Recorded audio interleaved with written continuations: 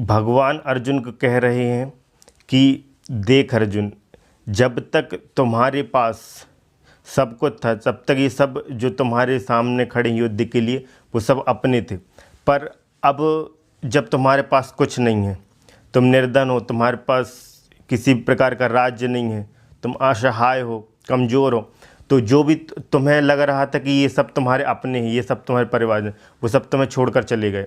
तुम्हें लग रहा था ये अपने हैं। तो दुनिया इसी प्रकार की है। वास्तव में जो तुम्हारे असली अपने वो तुम्हारे भाई है, जो तुम्हारे साथ लड़ रहे हैं, तुम्हारे युद्ध में तुम्हारे साथ खड़े हुए हैं, युधिष्ठिर वगैरह।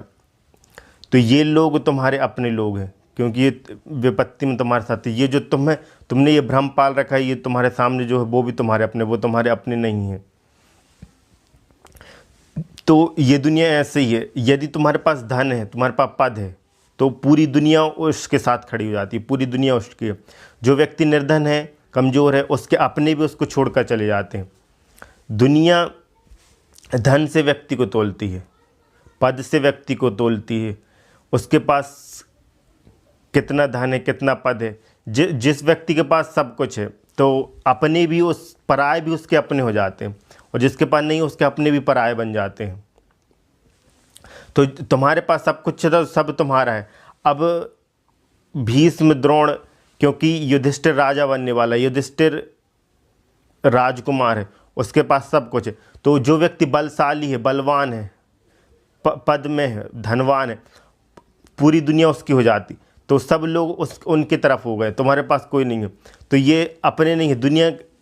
दुनिया की रीत इसी तरीके से है आज की, और पहले भी थी, कि जो बलवान है व्यक्ति वो नहीं देखता कि बलवान व्यक्ति, पद वाला व्यक्ति सही रास्ते में चल रहा है या बुरे रास्ते में चल रहा है।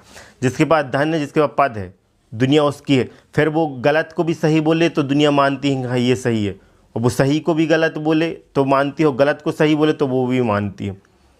तो युधिष्ठिर बलवान है, इसलिए सब उसके पक्ष में। इस सत्य को देखो, तुम निर्धन हो तो तुम्हारा कोई नहीं है, जो कमज़ोर है उसका कोई साथी नहीं, जो बलवान है उसके सब साथी हैं, उसके साथ सब मिल जाते हैं। यही दुनिया की रीति है। तो यहाँ समझा रहे हैं भगवान कि जो तेरे विरुद्ध में लड़ रहे हैं वो तुझे मारने के लिए आए, वो तेरे अपने नहीं हैं। तो तेरे को शोकाकुल होने की आवश्यकता नहीं है, तो तू शोकाकुल ना हो। असल में जो बलवान होता है ना, इतिहास उसी के अनुसार लिखा जाता है।